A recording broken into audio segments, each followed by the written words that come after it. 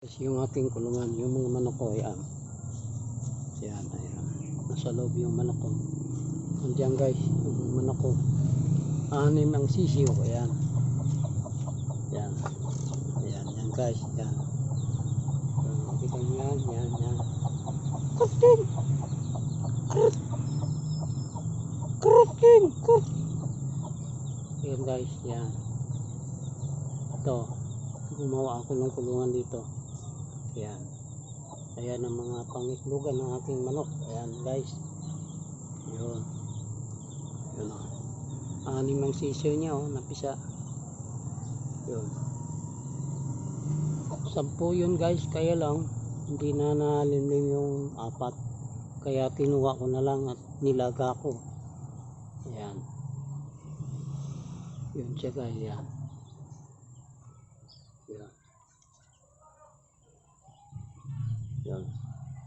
Mahilig akong mag-alaga guys ng manok noon pa.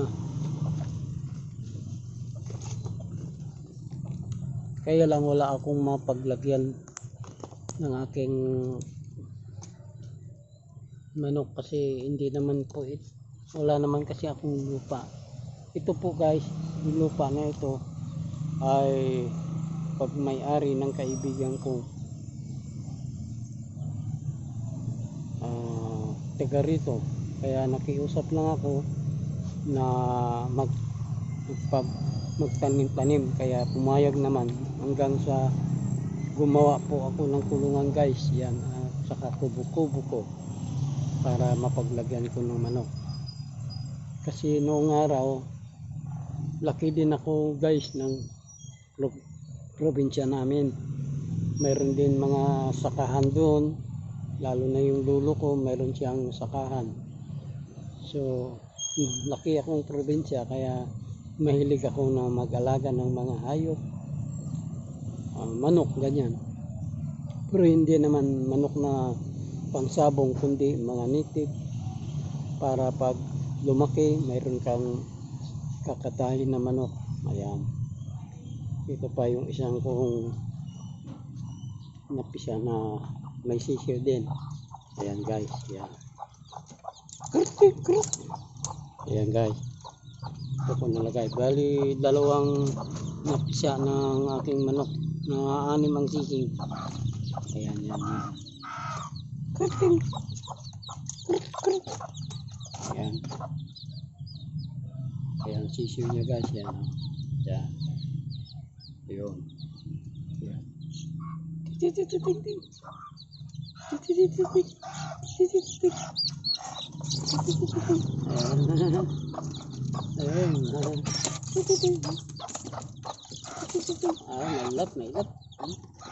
Mailap kayo ha.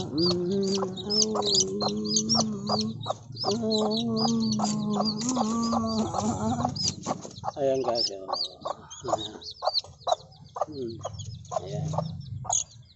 Ayan. Okay. Ayan. Ayan. Ayan ang manok. Guys.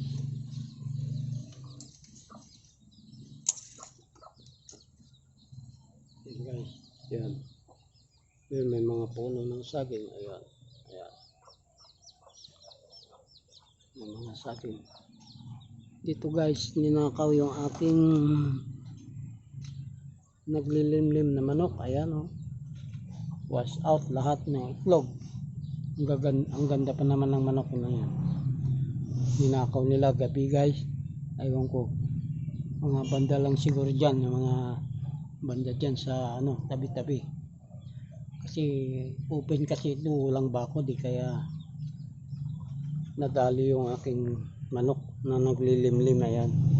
May mga pangitlugan ng manok ko. Ayan. Ayan, ayan. Ayan. Ayan guys. Yung iba kong manok, wala sila rito. Na gano'n. Kurting! Ako guys, maglilinis dito kasi magsukal na oh. Dito marami kayo, kasi dati akong ditong tanim na mga gulay. tulad ng sitaw at talong. Ngunit ay nung bumagyo at saka nabaha dito, namatay lahat ng mga halaman ko. Yan, nasukal na. Kaya maglilinis ako dito guys. Tatanim ako ulit ng panibago. Ayan. Ayan guys, yan ang kubo-kubo ko guys. Yan. Ayan. Yan, may mga alugbati pa oh. Yan. Hindi na buhay dito yung aking mga halaman kasi wala, nababaha dito eh. Mahilig din ako magtanim ng mga halaman, kaya lang walang magandang pagtaniman guys kasi nakikitanim lang ako dito. Hindi naman sa akin lupa ito. Ayan.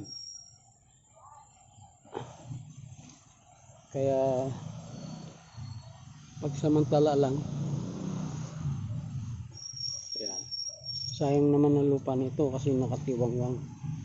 Dahil yung may-ari nito nasa Amerika. So yung isang kapatid nandito lang, pero yun ang kaibigan ko. Pinakausapan ko lang na pwede ako magtanim ng mga halaman. O, sabi naman niya, o sige, taniman mo. Kaya lang, yun lang, hindi na tumubo ng gusto. Meron din dati dito noon, ilan, kaya lang wala. Ilang buwan lang namatay na. Ayan. Meron pa po ako kapaya dito guys. Meron akong tanim na avocado. Ayan. May kapaya. Ayan. Bagong tanim ng kapaya. Avocado. Ayan. Avocado. Yun ang kapaya. Ayan. Ayan. Bunga. Yun pa rin oh. Kaya lang kinuha na yung isang bunga doon. Maraming bunga yun. Kaya lang guys, kinuha nila. Hindi naman nagpapaalam sa akin. Ayan. Basta kinuha na lang nila. Ayan. Kaya hindi nakikinabang. Yung mga kumukuha, yan ang nakikinabang. Yung mahirap dito guys. Kasi mga loko-loko yung mga tao dito sa paligid. Hindi sa kanila. Pinakialaman nila. Kinukuha nila. Hindi nagpapaalam. Kaya parang tamad na ako magtanim ng gulay. Kasi kinukuha lang. Kaya sa susunod guys, ito'y bakuran ko. Babakuran ko yan para walang papasok. So babakuran ko yan. Kaya lang wala pa akong ngayon wala pa akong pambakod. Ito, may tanim din ako dito na kalabasa. Kaya lang namulaklak pero wala pang bunga. Ayan guys. Ayan. Dito noon marami dito akong sitaw. Ay sili pala, sili labuyo at sili green yung namumunga, yung nilalagay sa paksyo o kaya sinigang. Yan, naman ako yan guys. Kerting! Yun. Yung manok ng tandang yan. Kerting! Saan ka na? Ayan.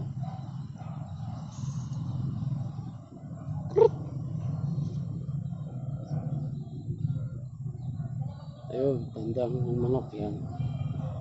Kerting! Marami sila, 4 siguro dito. Nandyan sila sa ilalim ng mga damo-damo. Nandyan sila. Ayan. Ayan guys.